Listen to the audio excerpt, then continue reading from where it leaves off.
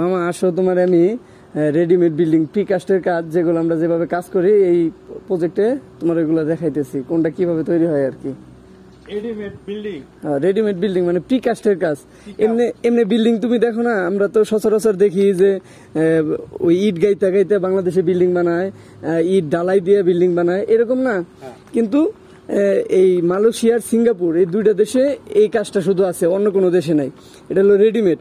তোমার মনে করো আমরা বিম বানায় রাখছি, ওয়াল বানায় রাখছি, তারপরে যে ছাদ যে দেয় বাংলাদেশে ওটা আমরা এই যে স্ল্যাব বানায় রাখছি, এইগুলাতে তোমার হলো ই করা হবো আর কি, এনে শুধু বসায় দিব। মানে এইগুলা তোমরা রেডিমেড বানায় রাখছো, দেওয়াল বা ছাদ এগুলা নিয়ে নিয়ে শুধু বসে শুধু পাচাং করবো আর কি, বসায় রাখবো। 4-5 দিনের ভিতরে বিল্ডিং যে কমপ্লিট হয় সেগুলো এগুলা না, বিল্ডিং সময় লাগে কিন্তু আমরা বানানোর পর সময় লাগে না। যেমন আমরা এগুলা 15টা দিনে বানাইতে পারি ওয়াল, 15টা ওয়াল যদি একদিনে বানাইতে পারি, এই 15টা ওয়াল আবার ওইখানে একদিন লাগে তোমার হলো ই করতে, পাচাং করতে আর কি, বসাইতে। পাচাং মালয়েশিয়া ভাষায় আর কি পাচাং। তো প্রথম অবস্থায় আমাদের করণীয় বসে ড্রয়িং দিব, ওই ড্রয়িং দেখে তোমার হলো ই করতে হইব। কপালা আছে, কপালারা বলে দিব যে যেমন প্রথমে তো বানান লাগে বিম তিয়াং। প্রথম হলো তিয়াং, তিয়াং হইলো তোমার এই যে বাংলাদেশে যে খুঁড়িগুলা কয় ওই রকম আর কি। এইটা বানান লাগে তোমার, আমি দেখাইতেছি আসো। যে আসার সময় রাস্তার ধার দিয়ে যে বাসাগুলা দেখলাম, তুমি যে রাস্তার ধারে বাসাগুলো দেখছো এই বাসাগুলো না, এই কাজটা ব্যয়বহুল খরচ মামা। এমনি বিল্ডিং যে তুমি সচরাচর দেখো ওইগুলো যদি 50 লাখ টাকা খরচ হয়, এটা 1.5 কোটি টাকা খরচ হবো এরকম। এটা খরচ ব্যয়বহুল। আর এমনি বিল্ডিং যদি 50 বছর টিকে, এটা 150 বছর টিকবো। 150 বছরের বিল্ডিং কিছু হবো না। এই যেগুলো হলো তোমার বিসি মানে রড, মালয় ভাষায় বিসি রড। এই রডগুলো তোমার মনে করো যেমন আমরা তিয়াং বানামু, তিয়াং বানানোর জন্য তোমার এখান থেকে কাটতে হইব কতটুকু, কেমনে কি। বিম বানামু এখান থেকে কাটতে হইব, হাফ স্ল্যাব বানামু এখান থেকে কাটতে হইব, স্ল্যাব বানামু এখান থেকে কাটতে হইব, তারপরে অলের কাজ আছে, অলের বিসিও এখান থেকে কাটতে হইব। এখন তোমার এই ধরো আমরা ভীম তিয়াং হাফ স্ল্যাব অল এগুলার রড কাটা রাখছি আর কি। এটি হলো তোমার ভীম, লম্বা ভীম, হ্যাঁ ভীমের বিসি। আর এগুলো হলো তোমার হলো তিয়াংয়ের, আর এটি হলো অলের। হ্যাঁ, এখন আসো তোমার আমি দেখাইতেছি ভীম কেমনে আমরা বানাই আর কি।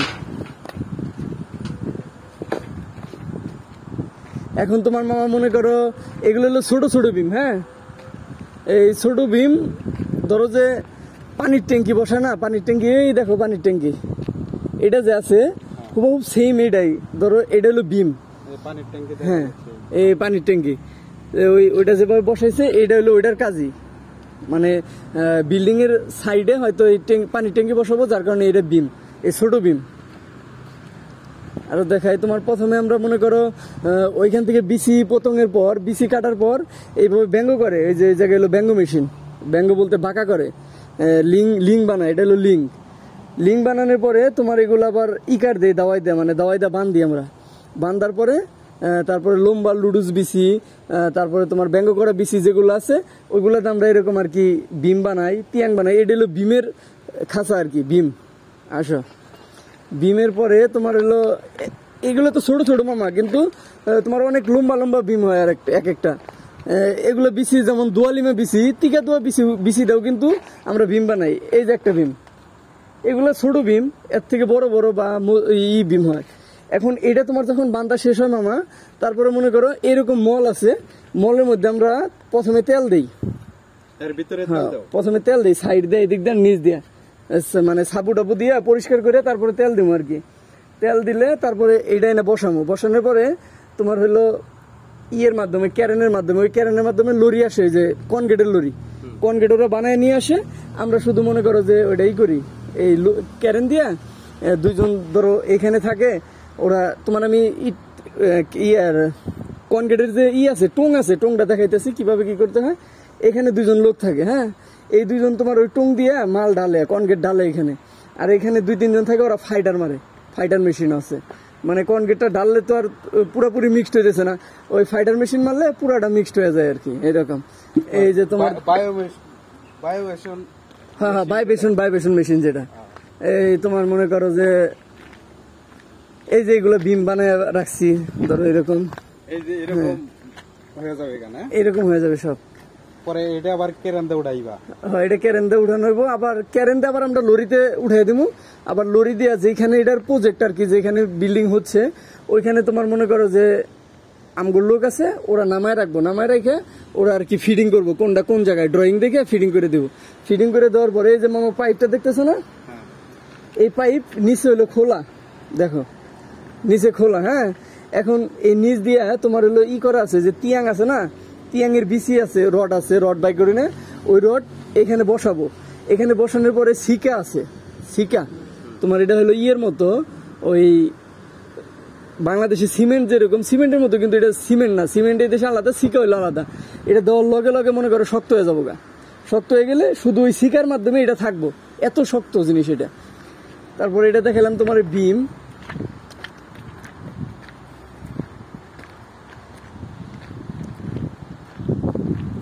আর হইলো মামা এটা হইলো তোমার হইলো তিয়াং।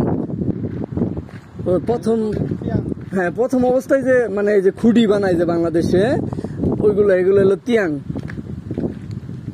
এই যে তিয়াং দেখছো মামা, এটা হলো তিয়াং নাম।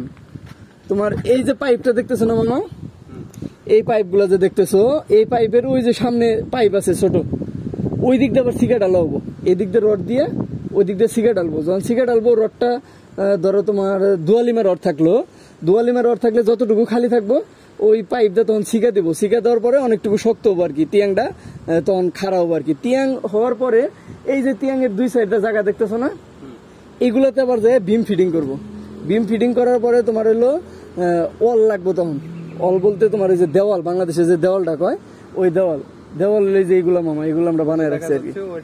হ্যাঁ, আরো বড় বড় তিয়াং তোমার ওই যে ওই সাইডে আছে, এগুলো বানায় রাখা হয়েছে।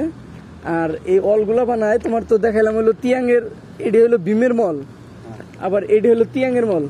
এই নতুন একটা সাইড আমাদের চালু হয়েছে, নতুন সাইডের মল এটি, এটি হলো এখানে বানাই হলো তিয়াং। হ্যাঁ, এই যে অল দেখতেছো না মামা, এগুলো আমরা কি বানাই জানো, এই যে বিআরসি আছে না, বিআরসি, আচ্ছা বিআরসি, বিআরসির এখানে আসো, বিআরসির এখানে তোমার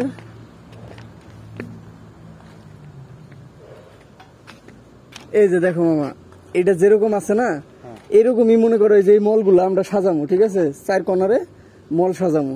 সাজানোর পরে এখানে ওন থেকে বিআরসি এনে কাইটে বিআরসি বসানো হবো, নিচে তাহু দেওয়া হয় আর কি। এই ধরো 35 মানে 35-25 এরকম উঁচা থাকবো এই মলের থেকে। তারপরে আবার কনক্রিট ডালবো, এখানে কনক্রিট ডাললে এরকম আমাদের ই হবো আর কি, ওয়াল হবো। এই ওয়ালটা আবার ওই ভীম হওয়ার পরে এই ওয়ালটা খাড়া করাবো। ওয়াল খাড়া করানোর পরে তখন তোমার কাজ হলো বাংলাদেশে যে ছাদ দেয়, ওই ছাদ, এই ছাদ দেয় তোমার হইলে যে এখানে হাফ স্ল্যাব আছে না, এটার নাম হলো হাফ স্ল্যাব। এইগুলোতে আবার এগুলো বানাই হলো তোমার এই যে এইভাবে, এই যে এটা তুমি দেখতেছো না, এটা কিন্তু রড এক্সট্রা। হ্যাঁ, এই রড এক্সট্রা, এই রড এক্সট্রা, আর এটা হলো বিআরসি কেনা না এক্সট্রা। তোমার মনে করো যে আমরা এরকম ভাবে বান্ধবো, বান্ধার পরে ওই যে ওই সাইডে আছে, ওই সাইডে তোমার এগুলা নিয়ে বসাইলে তারপর এটার উপর দিয়ে কনক্রিট ডাললে হাফ স্ল্যাব হয়ে যাবো।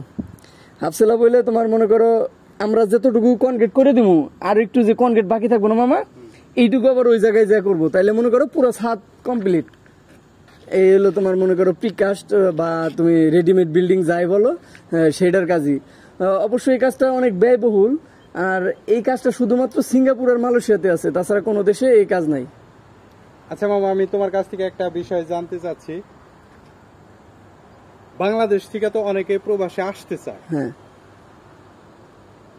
তারা যদি এই কনস্ট্রাকশন সাইডে আসতে চায়, মানে তারা কি ধরনের কাজ শিখে আসলে এই দেশে কাজের পরিমাণ বা ডিমান্ড একটু বেশি, সে বিষয়ে যদি বলতাম। এখন মামা কনস্ট্রাকশন সাইডে বাংলাদেশের কনস্ট্রাকশনের কাজ আর মালয়েশিয়া কনস্ট্রাকশনের কাজ এক না। ধরো একটা মিস্ত্রি মানুষ বাংলাদেশ থেকে মালয়েশিয়াতে আইছে, ওর কিছু একটা হয়তো বা যে ইট গাঁথনি আছে না, ইট গাঁথে না বাংলাদেশে, ওরা হয়তো বা কিছু একটা কাজ পাবো, যেমন বাতু গাঁথতে পারবো। তুমি তো বুঝোই এই দেশে ইটের মতোই বাতু, পাথরে বানানো, ওইগুলা গাঁথতে পারবো। তাছাড়া আর এমনি যারা রাজমিস্ত্রি কাম করে, ওরা রোদ সহ্য করতে পারলে ইনশাল্লাহ কনস্ট্রাকশনের কাজ সহ্য করতে পারবো। কিন্তু দেখা যায় বর্তমানে বাংলাদেশের যে পরিস্থিতি, একটা নতুন একটা ডায়লগ মামা ভাইরাল হয়েছে, তুমি তো জানোই মনে হয়, কর পাসপোর্ট লাগা বিদেশ। এইরকম যারা আমাদের মতো বয়সী, বাপের টাকায় খাইছে, ঘুরছে ফিরছে, লেখাপড়া করে, কিন্তু বিদেশ হওয়ার জন্য ওদের মাথা নষ্ট হয়েছে, ওরা যদি মামা বিদেশ আসে, আসার পরে কিন্তু মামা ওরা যে ঠিকঠাক কাজ করতে পারবো তা কিন্তু না। ওরা কিন্তু প্রথম অবস্থায় এই রোদই সহ্য করতে পারবো না মামা। বাংলাদেশে যদি 30 ডিগ্রি তাপমাত্রা থাকে, ওরা যদি বলে যে তুই এই রোদের মধ্যে শুধু দাঁড়ায় থাক, তাই কিন্তু থাকবো না। আর এখানে 40 ডিগ্রি তাপমাত্রা সহ্য করে কাজ করতে হয়। মালয়েশিয়াতে দেখবা মামা অনেক প্রবাসী টিকতেছে, অনেকেই 7 দিন পরে রিটার্ন যাইতেছে। কি কারণে যাইতেছে? ওরা তুই যে হুজুগে বাঙালি আইছে, হ্যাঁ বিদেশে আইলে এই টাকা মামা মনে হয় বস্তা, তা কিন্তু না।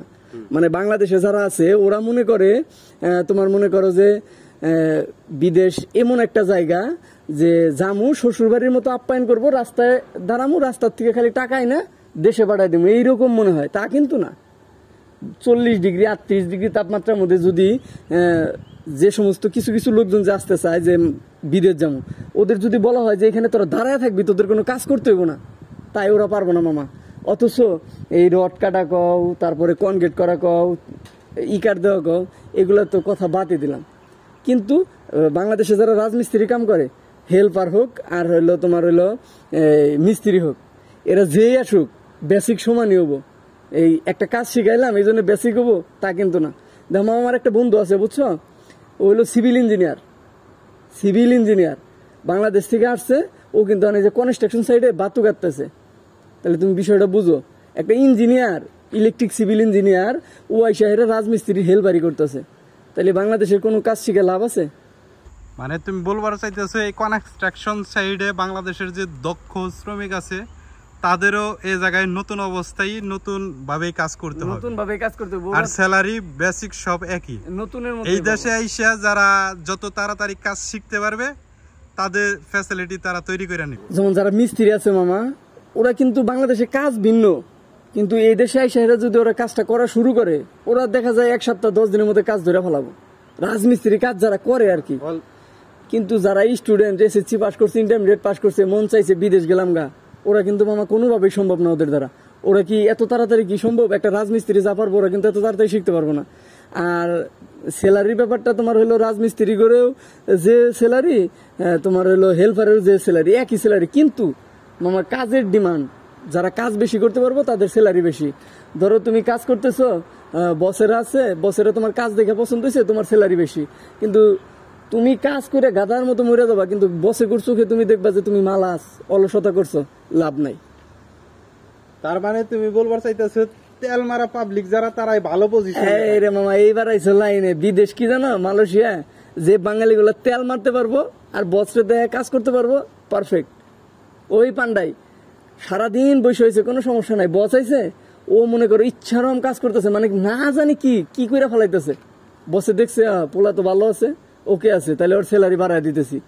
কিন্তু একজন লোক সারা দিন পরিশ্রম করে মামা, বসে এলে হয়তো বা একটু অলসতা করছে, বসে একবার দেখছে, একবার যদি বসে এই জিনিসটা দেখে, ও সারা জীবন মালয়েশিয়া এই কোম্পানি, যে কোম্পানিতে দেখছে বসে, ওই কোম্পানিতে কাজ করবো, জীবনে কোনদিন উন্নতি করতে পারবো না। অসংখ্য ধন্যবাদ মামা সুন্দর একটা ইনফরমেশন দেওয়ার জন্য। ভালো থাকো, আল্লাহ হাফেজ। ঠিক আছে মামা, তুমিও ভালো থাকো, আল্লাহ হাফেজ।